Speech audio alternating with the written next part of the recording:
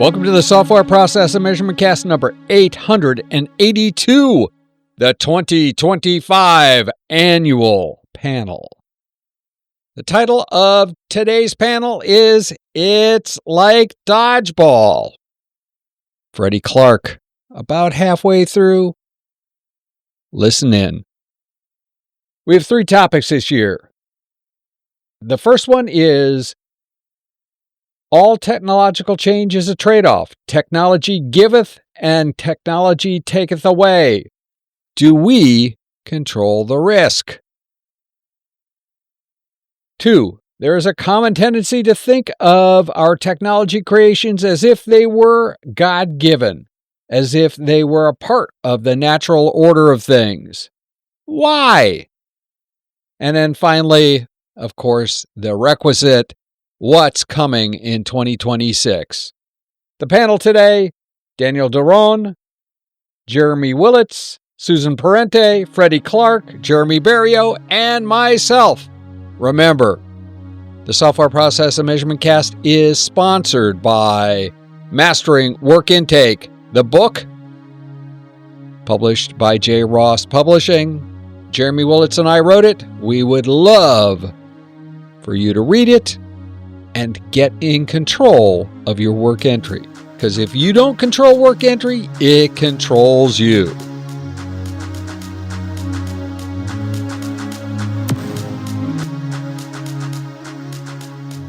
Hey, welcome to the end of 2025. I think we all survived. Yay! You know, we've done this. You sound lonely. If you looked around my room, all my friends are here. You know, all 10,000 of them. Books. Very few of them are human beings. I'm kidding. So maybe I am lonely. After living 90 days in the van with my wife and my dog, I am ready for new and interesting people. Just saying. And I probably won't edit that out. We're going to drive to Alaska in May through probably August this year and back. And, you know, that's going to, we're going to determine whether or not we're going to stay married until we die, just by continually testing, you know, because, you know, at least 2 of us on this call are testers. Is that some weird form of regression testing? Hey, didn't we go through stuff like that for COVID? I don't know. I stayed in my room because I was sick a couple of times. But regardless, so I got to. The dog wouldn't even come in. Smart dog. Yeah, probably. Yeah, you've met the dog, so yeah, it is a smart dog. So today, I'd like to pick your brain about, as sort of the last topic, what do you see will really be the next big thing in 2026? Because everybody would say AI, and, you know, Freddie would say that. Everyone would say that, right? But is that really the thing, or is that just a bubble? Repurposing all of those data centers they're building, maybe into Amazon warehouses. That might be the next big thing. Who knows? We'll find out. But let's start with, I sent out a couple of ideas, topics for ideas, and I recently read an article, read a speech by a guy named Neil Postman, who he made this speech at the University of Waterloo. I've heard of that place. It's, you know, some people won't let their kids go there. But we won't talk about that.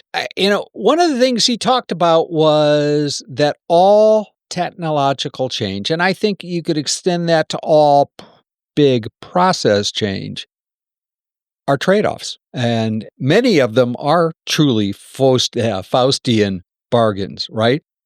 Was Agile a Faustian bargain? That's a good question.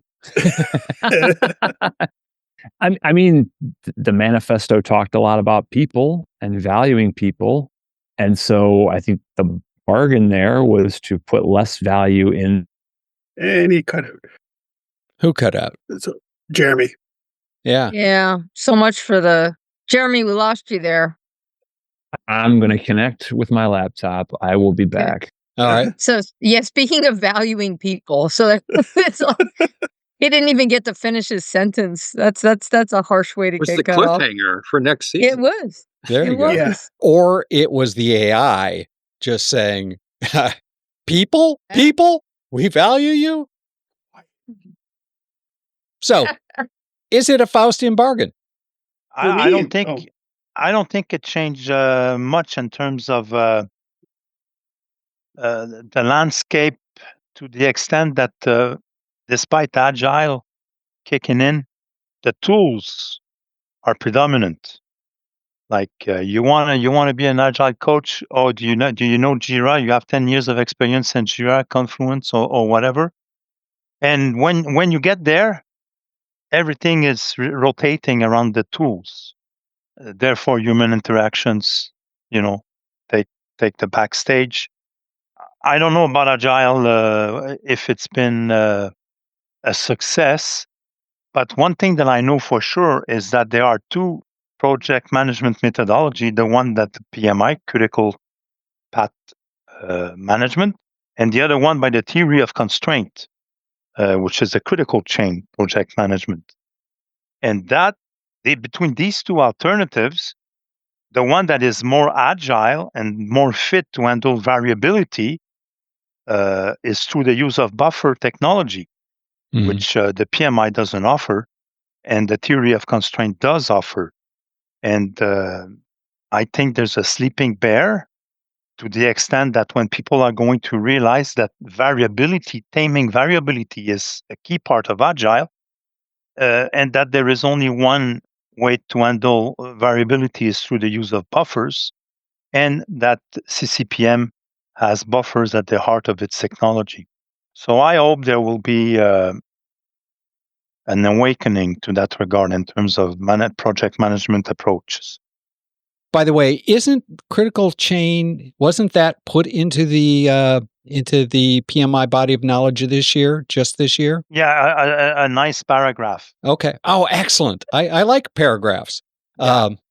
Was it a large paragraph? Not even good. Oh! Not even good. Okay. So, Mr. Willets, welcome back. I made my own Faustian bargain with technology today, and guess what? I lost. Yeah, there you go. So you were before you were rudely the AI or whoever the world power is slapped you down for that one. You were talking about the trade-off between, I think, process and people. That piece of the manifesto. Yeah, the manifesto put a lot of value in people, whereas perhaps in the before time, there was more value on process, more value in specification documents, Gantt charts, etc. And it seems like maybe the pendulum swung really heavily on the side of people, which I think was a good thing. But now in our brand new world of AI, we seem to be shifting back towards favoring technology, perhaps, over human interaction, over human input. Did we go too far on that human input thing? So I know you've also read A World Without Email, which discusses the whole idea of a hive mind. Have we, instead of valuing individuals, have we decided that we don't value individuals? What we value is a group, and that group has to be homogeneous in terms of thought. It's a fair question. I mean, after reading that Cal Newport book, I can't help but see the hive mind everywhere in my daily activity at work. And so, like, being able to log off from chat and email to get out of the hive mind is very helpful. I think you probably have a good point that we maybe have biased a little heavily on the people side and the group side specifically. I think that I don't know how long ago the idea of working in teams dates to, but I know that tends to be a huge shift that people make when they get into the office. They're very used to being individually rewarded, functioning as individuals through their academic career, and then we take them and put them in these corporate environments and say, hey, you're now part of a team. We've got this agile thing to potentially help, but even that can still make it challenging to get acclimated. And then we take them into their annual performance review and grade them as an individual, not as a team. Very true. So, Brad, Susan, I wanna expand on that a little bit, coming from the educational realm. So I'm both a consultant and I also teach at multiple universities, and it's interesting because some of my classes have team projects, and it's interesting how people feel about working on team projects at the university level. So I'm teaching postgraduate, and both the instructors don't want to teach classes with teams, and the students don't want to be on teams. And I'm like, well, last time I checked, pretty much everything I do is on a team, and I have a company of one. Okay, so if you're trying to avoid teams in your education, it's kind of odd because you're going to end up working with people, and guess what? You don't even get to pick them in the workplace. You get hired, they pick you. You know what I mean? It's literally like dodgeball, and you just get what you get. At least in my classes, I try to allow students to pick each other, and I give them a few weeks to kind of get to know each other. But it's an asynchronous class. I actually just finishing up a class right now, and so far there haven't been any problems, which knock on wood, because usually there are problems and I tell them to come to me and they usually don't. They wait until the end. They're like, so and so hasn't helped in the last 3 assignments. And I'm like, well, their name was on the assignment. And they're like, well, because they're on our team. I'm like, well, not if they're not returning your phone calls, you know? So anyway, maybe I'm getting better at giving them rules of engagement, but I just find it funny that we don't want to teach in teams, but we all know that we work in teams. Like literally no one I know on no project. I mean, there are a few things I do by myself wholly, but I'm doing them for somebody kind of, you know, so it's like, who's to say? Like, that's not even a team. Even if you're working for a client, you're creating a partnership there. So I just think it's bizarre that we are so individually focused. But I do get it. Nobody wants to be on that team with the slacker, and then you got to carry their weight because you want an A and they don't really care. And it's comical. So I think that that's something that Agile brings to light, the team being responsible for the team. And it is still probably the hardest shift that people make is having that. Not like they want somebody to tell them what to do. They're like, boss, what do we do? And it's like, no, there's no boss. This team's self-organized. Yeah, I know they're self-organized, but who tells the team what to do? And you're like, no, like the team tells the team what to do. so it's comical. Brad, Freddie? I think Susan is, as usual, about 2 or 3 topics are ahead of me already. I'm still processing the agile and the AI stuff, and I actually did come up with perhaps an odd comparison. I have to be careful when I come up with these things and haven't proven them out yet, so you all may be entertained here. In both those cases, I think they're really good for infrastructure, for common stuff, for checklist stuff. Where the people get involved are the creative things, right? A good friend of mine, Tom Leanhard, always had the concept that a high-performing organization has to allow variability for some of the more sophisticated things or some of the more value-added things. And you use the standard stuff, the agile that doesn't allow a lot of variation for the constant stuff that always has to get done, the drivers or forms or whatever, and then you use the creative aspects of people to figure out how to best apply it or where to go with it once the constant stuff has been figured out. Now, of course, we're always evolving even the infrastructure stuff, but it's a concept. It's an interesting idea to allow more variability. Well, when you start out, you kind of have to because you don't have an infrastructure and you don't have organizational assets set up. As you get more mature, the organizational stuff falls into the AI or the standard agile stuff, and then you get to be creative with new things. You just have to be sure that you balance it right, so you're not reinventing really basic stuff all the time. Mr. Clark, we haven't heard from you. Yeah, no, this is probably the hardest question you've ever asked me, Tom. I find it super interesting, and to elaborate on what Jeremy and Brad was saying, it seems like we did swing pretty far into the people aspect of things, and now technology is balancing out that pendulum a bit.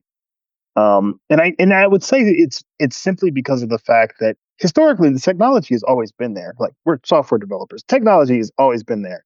The difference now and what has been evolving is that creativity was the input and now it's becoming the output. And that's what's, I think, has changed, like, how humans are interacting. Like, I know this all the time. Like, half the time I'm talking to a human, but the response is AI. And that's what's happening, I think, in this space, and is balancing it out. It is that balance of working with these tool sets, which now have a creative aspect, a mind of its own in the agile space. The humans aren't the sole creator anymore. I'm waiting for a reaction from that. That's a good point, because AI basically becomes your right hand, and you've got the knowledge, but when you want to refine everything and present it properly and challenge your thoughts, you're not alone. AI helps you. I find that when I write articles, that it is a great co-pilot.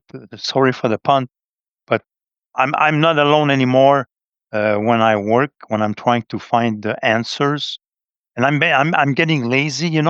Every time I want to know something, instead of Googling the web, I'm just ask Claude. Hey, who won the Stanley Cup in 2004? By the way, who did win the Stanley Cup in 2004? Oh, Jesus, Murphy. I think it was the Penguins. Ooh. That's a good guess. I know who it wasn't. It wasn't Toronto. Fine by me. Yeah. I have glee every time the playoffs are done with them. Going to Freddie's point, though, about, having you're talking AI or whatever, how much different is that from in the old days when it was have your people talk to my people? The co-pilots were just human assistants. Mm-hmm. Yeah. But you're right. But what do we miss? What do we miss when our co-pilot isn't a human being? And I mean, I'm dead honest. All cards on the table. I use all sorts of of the AI tools. I do. Hopefully I don't use them for anything that's the end of the world kind of thing.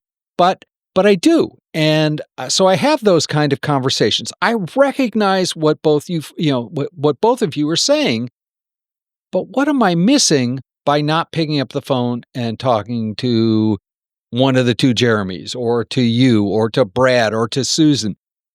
One thing that could be missing, somebody said this to me the other day, you got to be careful with AI because its inclination is to be agreeable. My inclination is not to be agreeable, especially at work.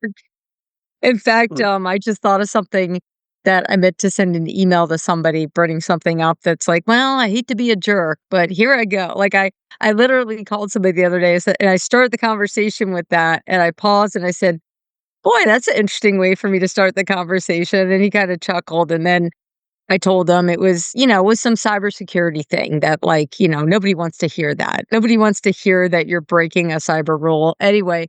But yeah, IA's inclination is to be agreeable. So, Yes. and somebody told me this, that they asked it a question and it agreed. Oh, it was a pharma thing. So it was a woman who's a toxicologist, her husband's a pharmacist, and asked about a medicine, if it could be put in the fridge so it was more palatable to the kid consuming it. And it said, yeah, that's a good idea. You should do that. It'll probably make it taste better. And then she realized that it shouldn't be put in the fridge, like looked at the fine print, and then said, hey, to the AI assistant, actually, this isn't supposed to be put in the fridge. And it said, oh, yeah, you're right. It's not supposed to be put in the fridge. You're like, wow, that's kind of scary. Like, be careful who you take your pharma advice from, like that they're not just being agreeable. So I thought that was interesting. Like, It is interesting. So, in answer to your question, the short answer, Tom, is that the difference with people is that they they may not be agreeable, and that actually gets us to a better solution, which is a little, it's there are places in your life where you should be agreeable, like, perhaps with your family, your parents, your spouse, you should come from that perspective. But at work, being disagreeable will actually end up with a better solution, obviously. But I think what we're describing really does, all of us have basically come around to the point where we're agreeing with Postman's, first idea, right? That all technology, all process, whatever, has pros and cons. And there are all sorts of bargains that you're making when you go down that path. If we just step back for a second, throw out AI, doesn't matter about AI or Agile, when we're adopting anything, do we actually do a good job of thinking about both the positives and the negatives? I would say, for the most part, overall, I would say no. I think everyone just wants, like, I've gone through organizations, business clients, and they feel agile is speed. We want speed. And it takes me a lot to explain to them. It's like, hey, that's a happy output. That's what that is. Everything else is more, I think it's about how the team works together, how you communicate, how you adapt, how you evolve going through. And to, like, going back to the original question we were talking about, we talked about the manifesto and agile and this, that over the past 20 some odd years. Really, that manifesto brought forward a lot of different views and techniques and research that was done decades before and was used before. It was just put in a nice, here are the 4 values, here are the 12 principles. And I think the intent was that people should have looked into that and then done more research into it to see what you're supposed to do. But now, what they're doing is they see those 4 principles like, oh my God, this is what we got to do. And not really look at how their behaviors got to change and be effective to move forward. Well, one of the craziest things that came out of the Agile Manifesto is that everybody went the waterfall way. In terms of approaches, methodology, and all of that.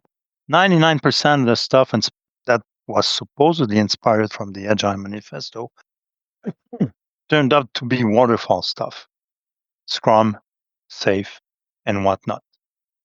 Which is a big bias, So basically, we didn't learn a thing coming out of this manifesto. I mean, what Jeremy said about the agile and speed is the same kind of bargain we make with AI tools that Susan just talked about. We sacrifice everything for the sake of getting an answer right now. We sacrifice critical thinking. We put great trust in our AI tools. And, to Jeremy's point, how he kind of dug a little bit deeper into the agile thing, we don't know what our large language models have been trained on.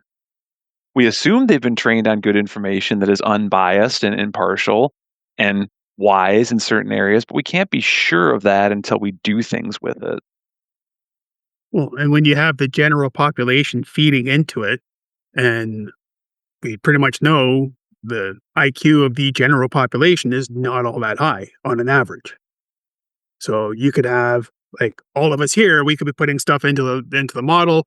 We're smart. We know what we're talking about. We throw it in. But then you got kind of Joe Schmo who thinks they have an idea, who went to YouTube University. They start throwing stuff in, and it's just going to jumble everything up. I think we're confusing education and knowledge with IQ. I think the IQ of the human race is actually pretty darn good. We just mess ourselves up with a lot of other things.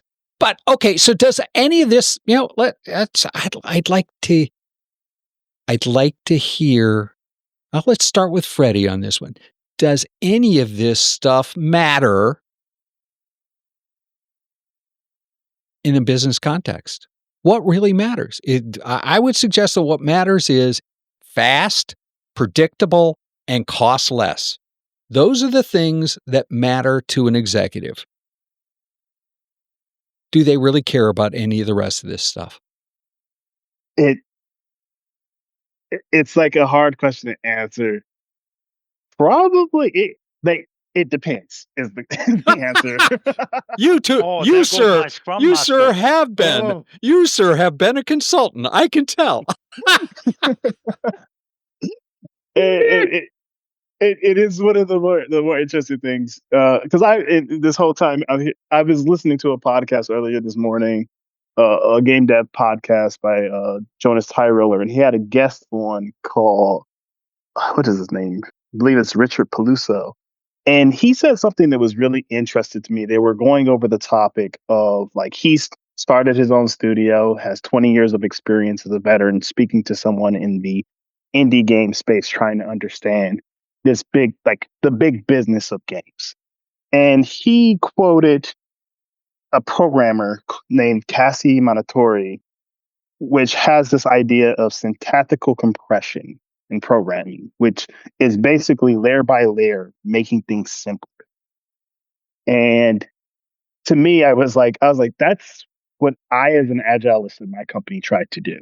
The big business doesn't care or understand how I do it, but they care about the results. But my team really, really cares about me breaking down those individual layers and making their lives simpler. Like the adoption of AI on my team, the like adoption of dev days, things of that nature made their life simpler, which ultimately bubbled up to the top in performance. So like, and then the funny thing is like the other day they come to me and like, well, how'd you accomplish this? Well, I did this little thing, that little thing, and this was the result. So they didn't care until it got up to the top, but they care eventually. The fact that you succeeded, they cared. Had you not succeeded, would they have cared? No. It would have been a different conversation. Fair. Brad. It's the thing that they care about.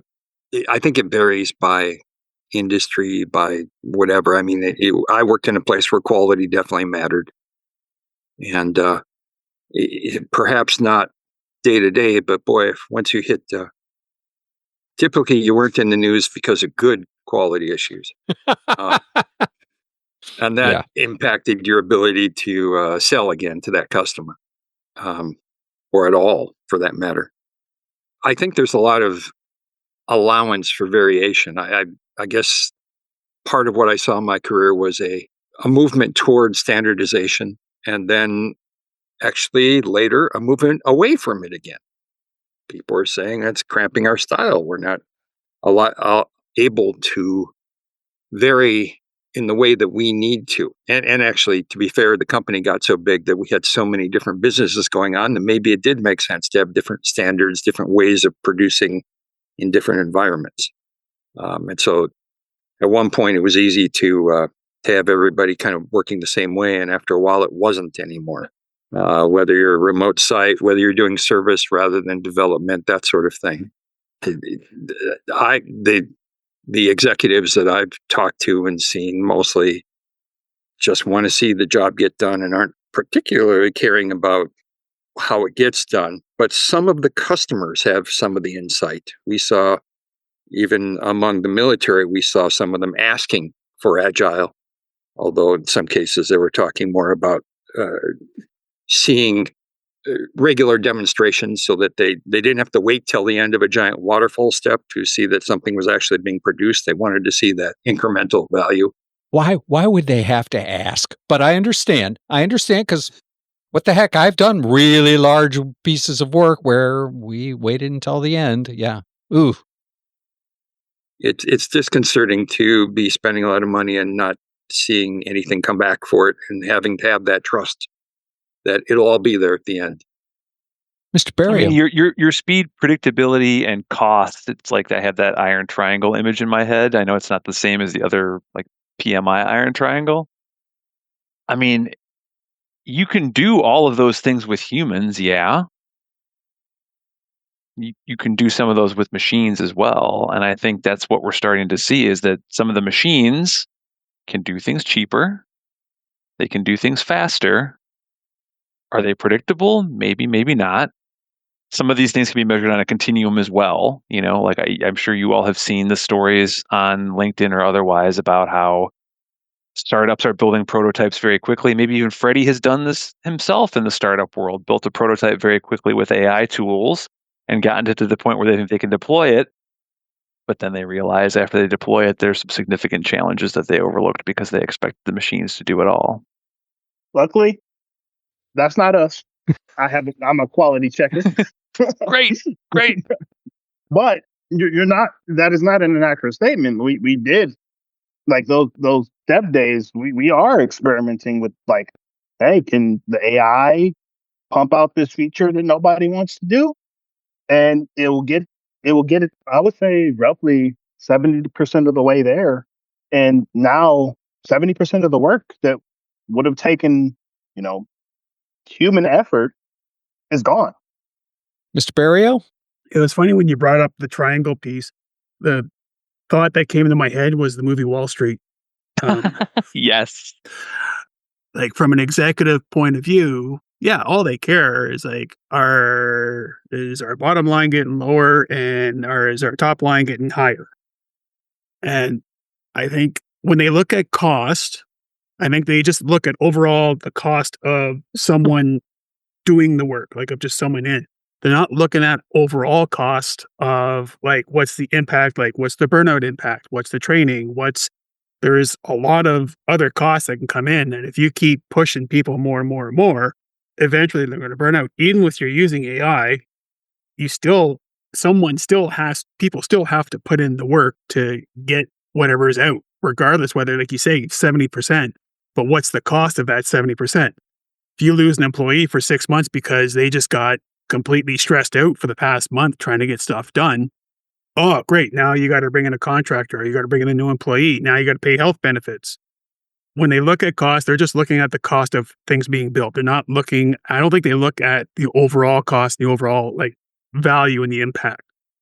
And a couple executives that I've talked with is they've had that same mindset. And I think that mindset is just ingrained in anyone that becomes an executive for the most part.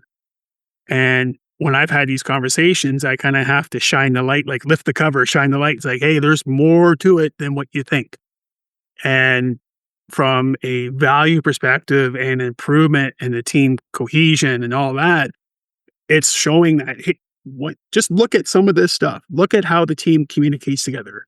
You get this working well, you reduce the stress, you improve productivity, and then you get what you want. You get what you need, not what you want. You get what you need, not just from the team building, but also what the customer needs and builds out. So I think some people are still in that 1987 Wall Street type of frame of mind, and we just got to bring them up another 40 years to kind of catch up. And I would suggest that 1980 whatever, right? It's 87. I think I just looked. Okay, 87. Excellent. 87 frame of mind is probably never going to go away. You're not going to bring them up. They don't care about those things. They care about, their stock options. They care about their board. They care about their stakeholders. And it ain't the team. I'm not saying that all of the things that we've done aren't the right things and don't end up doing, but that's not what sells. They don't buy that. Having sold to the major Wall Street banks, to some of them, some of the agencies in the government, nobody cares about that stuff. It's nice, but that ain't what they're buying. They're buying productivity. They're buying more output, and that's what they want. And you know what? I'm being the bad AI.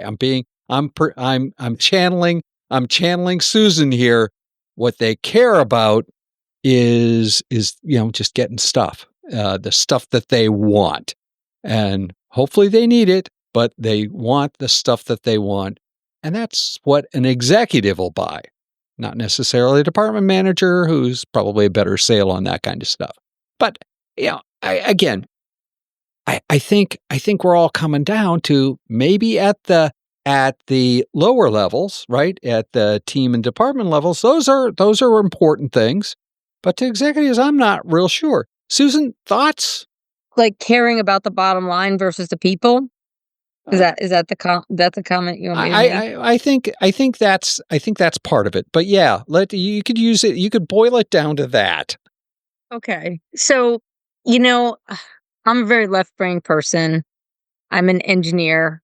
I've been accused of being concerned about the thing more than the person.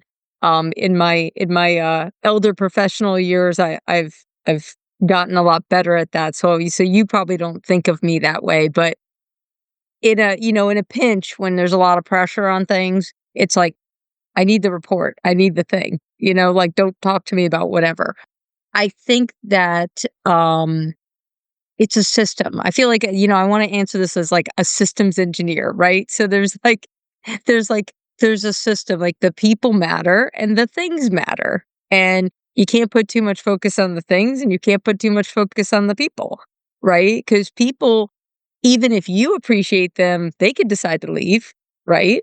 So you got to think about that. And then it can't be all about the process and then not work for people, like HOAs, in my opinion. And a little bit too much focus on bureaucracy and not on workability. We moved to a new neighborhood. You can't park on the street, and there are only 4 public parking spots, and there's 40 units. I'm like, that doesn't work anyway. But so I think there's this balance between between the people and the process. And now I feel like I'm citing PMI with people, process, and business. Oh, another triangle. I've seen the same thing even with PMI. Like they were very people focused, and now they're like, oh, you know what? We need to get back focused on process. I'm like, oh, you don't say. Like to be effective with managing a project, you need to focus on process. You don't say. So it's not a simple answer, process or people. I mean, the good news is I don't think AI is going to replace us, because what it comes down to is you still need a person to do a thing. And I was actually saying this in a conversation this morning with a colleague of mine, is communication is not information, right? So if I ask AI a question and I get an answer, it hasn't communicated the answer to me. It's just given me an answer. Communication is I speak and then I say, Tom, did you get what I said? Like, could you summarize what I just said so I know that you got what I said?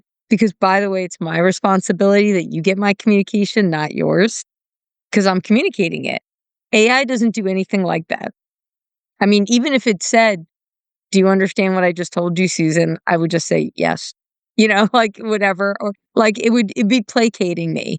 I mean, you could put a bunch of frilly things around it, but it really doesn't care if you got the communication or not. AI doesn't care about that. So it's not communicating, it's information. And I think that's something people are going to have to try to figure out. And the better AI gets at pretending to be a person, the more people will be duped into thinking it's a communication when it's really information. Until we get to the general intelligence models, which we're not, right? So we're not there yet. That's at least next week. Hopefully longer than that. One last question for the day, and then we'll start to wrap. We've poor AI to death today. It seems to be permeating. It's sort of like putting a clove of garlic in your sock and go to bed. You wake up with garlic on your breath. I mean, it just seeps through everything. And I've actually tried that out just because. I've also recently, my dog is wearing the collar of shame. So what did I do? I wore it for a half hour yesterday, just to see what that would be like. By the way, that is very frickin' unpleasant. I'm not recommending that. It's still on the dog. Will be for the next 10 days. What is, in all y'all's estimation, what is 2026 going to be about?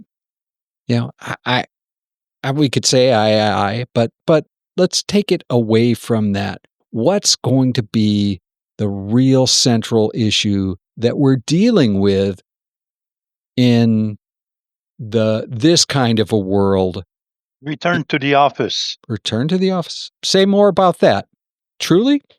Well, I've told you, Wayne, a while back that the return to the office was going to provoke some people leaving their work because they don't want to return to the office. And I have got a lot of interviews offers because people were not willing to go back to work and they chose to go somewhere else. And return to the office is going to be a big thing because it has economic impacts for the downtown life.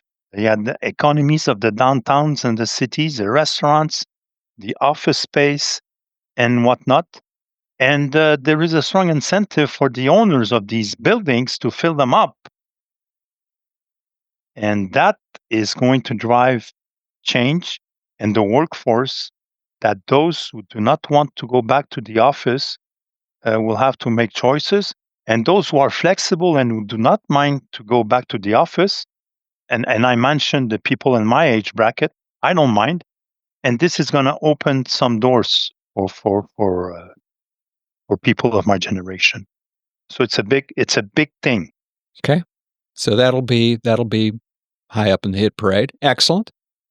Yeah. And as far as triangles are concerned, because there's been 5 or 6 allusions to triangles, the only one that matters is the one in the orchestra.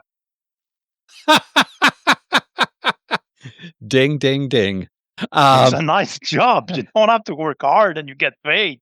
I wonder if you're doing piecework and that you're actually getting paid per time that you strike the triangle. It'd be interesting to I don't. Does anyone know anyone in an orchestra? I have the guy who was the best man at my wedding. Actually, is a classical record producer. I will text him after this and ask him whether or not what the going rate for a person doing a triangle. That sort of a percussionist is. All right, so back to the office. Who wants to go next? The number one thing next year. Okay, I buy that. For me, I think. I mean, there was a shift with the federal government coming back to the office, and I know one of the maybe unintended consequences, maybe intended consequences, was a lot of baby boomers leaving, taking earlier retirement. I definitely can tell you, I know people on the fringe of retirement who are like, I don't need to retire. I work from home. And so if they're told to go back to the office, they're like, oh, I don't need the money. I'm not going back. I don't want to do that commute. So both being able to work from home, I think, extends people's desire to work longer, and being pulled into the office actually truncates their desire to continue to work. So on both of those sides, and we know that the baby boomers represent such a large group of people retiring at once, and I know a lot of them have already retired, but there are a lot of baby boomers, right? I mean, that was a time when people had a lot of kids, and now these people have been retiring, and it is going to significantly change the workplace. So I'm going to kind of tag on to what he said about being pulled back in the office is actually going to, I think, push more people towards retirement that were on the fringe. So that's going to make it interesting. That's a good point. Interesting. I want to expand on this point. I think it is going to be number one too, being on the opposite end of, well, no, not anymore. It's 2 more generations behind me now. I think the return to office is we're going to see and you're saying this in like at major corporations like Starbucks. They're trying to change Starbucks back into being a social space to attract these workers who have to go to the office or are not in the office and are nearby a Starbucks. They're trying to make and construct these social spaces to bring in my demographic of workers who may be working at home or working at the office to these new places. And we saw this shift slowly happen after COVID. And then it was stopped. And now I think it's picking back up, but it's evolved to be something different. And even working in the office that culture is still changing. Like, it's not always full time anymore. I have a lot of friends who are like, okay, I at least get one day off, and I get to pick. Or the company is like, okay, everyone has Wednesday, hump day off, or Taco Tuesday off, because whatever. I think that's really what we're going to see, the evolution. I agree. It's the evolution of the work from home and working in the office. So the hybrid scenario is that evolution. I believe so. Okay. That's what I'm seeing with a lot of my colleagues, that the ones that are in the office. So I'm odd because I've been off and on out of the office for the last 2 decades. So just the nature of the type of work I do a lot of training and teaching. So my office ends up being more like, we want you on site to teach this class versus we want you to teach virtually. But I haven't had a proverbial office in a long time. But the people I do know that have gone back to the office are really hybrid, like 3 days a week in and 2 out, which creates some other challenges. In fact, I was just recently asked, have you ever taught a class to a hybrid group where some people are on site and some people are not? And I said, well, not only have I taught a class to do that, I've taught people how to teach in a hybrid environment. It is different and very, you don't want to just step over that. It's not just the people online are listening in. You need to actively engage with them. So yeah, I agree that this coming back to the office is probably in more cases than not going to end up in some sort of hybrid where you're back in the office some days and not others. I don't know if they'll stagger people or they're going to want everybody there Tuesday, Wednesday, Thursday, and then you don't have to be there Monday, Friday. I don't know. I don't know how organizations will deal with that. But it is going to create a different level of complexity around communication and how things work. Brad, 2026. Who are you asking, Tom? Brad. Oh, okay. Person right in the middle of my screen, not in the middle of anybody else's screen, I'm sure. I'm in the middle of my own either. So in addition to the kind of bifurcated workforce, and maybe it's trifurcated because somehow we have to work in a triangle. Another triangle. Oh, God damn it, man. But that may be kind of a social experiment to find out if the kinds of people who go to the office, the kinds of people that work from home have different kinds of outputs or are better in certain tasks or whatever. But that's not even where I'm going. I rarely do this, but if I had to make a prediction, I think we're going to get something. This is maybe more social than what we're doing, but we'll be impacted. And that is, there's going to be some deep fake used in a nefarious way that's going to create a big security issue. And a lot of us are going to have to deal with that somehow. The implications of people getting tricked, which enables the social phishing engineering kind of stuff to whatever it's collecting, credit card numbers or actual cash or something like that. Or something worse. We're on the precipice of something dangerous there. Yes. Yeah, that would not surprise me at all whether that we would run into the first one of those biggies in 2026. Somebody being convinced to shut down the power grid or something fun like that. That make credit cards look like small potatoes kind of thing, or small pierogies in my neck of the woods. Mr. Berriault. I agree that probably the back to the office is going to be a big one, but I'm going to dig deeper into it, more that understanding. This is my hope. My prediction is that we start understanding the behaviors of everyone. Shocker, I know, me talking about behaviors in a team. But a lot of the stuff that I see and I work with, and people are starting to kind of clue in. It's like, yeah, we need to, especially in the office, whether it's everyone's in hybrid or everyone's staying virtual, they still need to understand how they work together as a team, even in those situations, and how they react and behave in stressful situations, and how to just increase their pressure level so that it doesn't turn into stress. Shout out to the book Relentless. Sorry. I think that's one of the key things. I think it's understanding how who cares where we work? It's understanding how we work together. I think that should be kind of top of mind. And that's where you're going to see, like, if we go back to the triangle, sorry, Daniel, but we go back to the triangle, that's all going to fit in within that triangle, and it's just going to make sense. And you're not going to have that burnout. And like another hopeful prediction for me is also like having agile leadership. Really, again, we've talked briefly about this, is changing how those behaviors within those leaders change.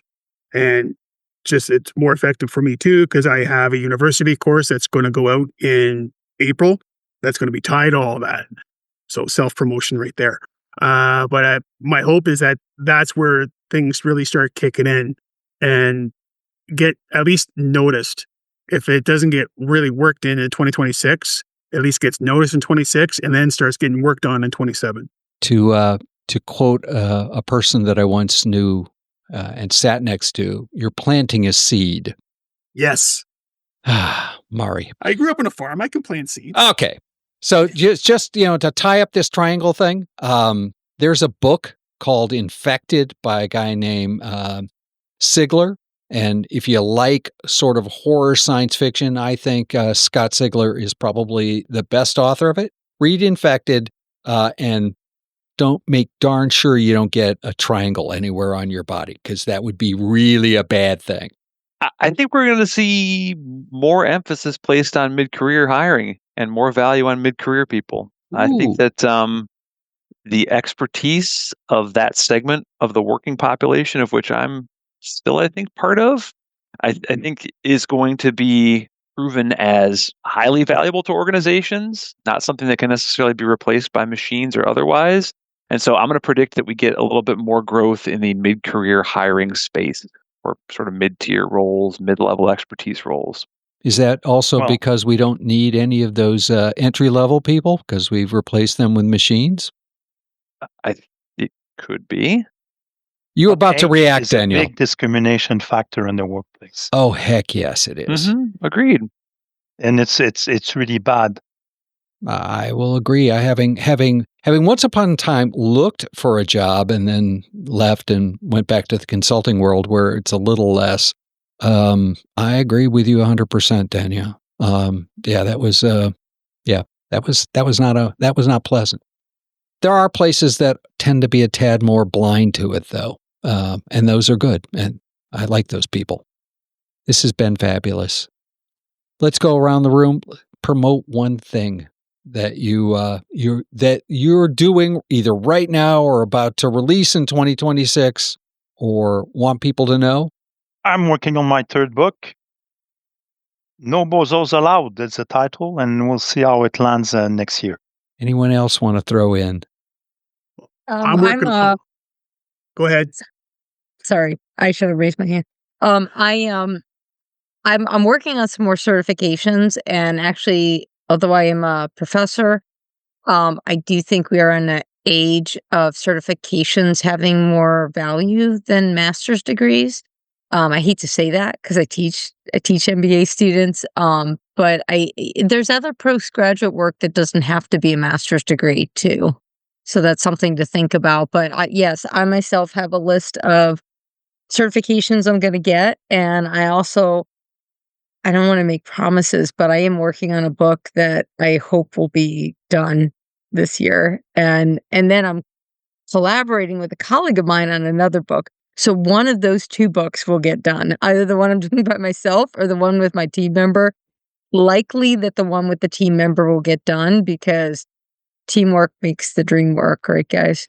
So those are my things. Those are my things for next year. And I laugh about it because I know two of you have wrote a book together. So yeah, I think that there's something about that where I will prioritize it because it's important to my colleague. If it's just important to me, it gets backburned. So, Susan, I sent you an invite on LinkedIn because I got some crazy stuff on education, modern trends and education. Great. Thank you, sir. Who wants to go next? Anyone else want to? So, I think last year when we did this panel for the end of year panel, like I said, I was writing my third book. I've finally got I think I'm on my third draft now. I think I've tightened it up. I had it's amazing when you have a full month where the creativity bug has just hit you and my fingers almost bled.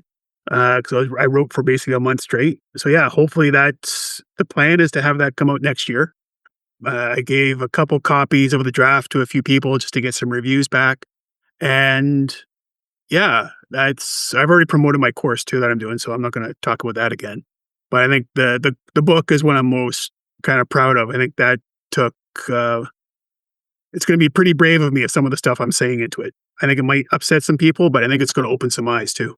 Mr. Willets and I are working on a behavioral model that you might want to say a few things about. Oh, yeah. It's been fun to collaborate with you again, Tom, on this. In between your trekking across the North American continent, we'll do a little bit more of that maybe before you hop in your car and drive out to Alaska with Barb. Yes, please. All right. Anyone else want to throw in? Oh, for me, it's just promoting you guys' book. I don't have a book. I'm too young for a book yet. Well, you may be too young, but you have a ton of experience that I think would be very valuable for people to read and ingest. Don't overlook the book at some point. Oh, I will not. When I can afford a ghostwriter, I will. I'm going to stick by my 11th grade English teacher, Dr. Fallon, saying, writing's not your strong suit, Freddie. And I'm not going to disagree with him 18 years later. So, but yeah, I think there's so much valuable, and for me, 2026 is going to be a year about just learning for me, and it really just expanding my knowledge. And I've always been a perpetual learner. I think, Tom, you said it best. Every time you talk to me, I'm different, and it's because of the inputs of the knowledge that I receive from my peers, from books, from the internet. That often influence how I think and how I change. And I think 2026 is going to be a big year of change of, the world is changing much more rapidly in a different way than everyone predicted since AI came out. And for me, it's how does this correlate? How do I grow in this space and be able to guide peers in my age who are mid-level? Most of my team is mid-level in their journeys to, what technology will be by the end of 2026. All right. Brad, anything you want to add? No, I'm just trying to figure out the best way for me to be in retirement and and be productive, but also find some peace and settle in, because it's been very transitional in the last year. So we'll see. I most certainly understand where you're at. Well, I got to say thank you to all of you. I'm sorry John couldn't be here today, or we'd hear about the 14 books that he was going to publish next year, and he'd probably be low. That guy's just a machine that way. But all of you have been such an integral part of the software process and measurement cast journey that it's just I'm phenomenally appreciative. You all of you have changed me. And I agree, Freddie, you are, it's what's always exciting to talk with you. You are always different. I'd like to think in my mind that perhaps I was different every time we talked. But I hope that we continue to all be different in a good way, obviously. And, this will run right at the beginning of 2026, but regardless, have a phenomenal holiday season. Have a wonderful New Year's. Let's have fun in 2026.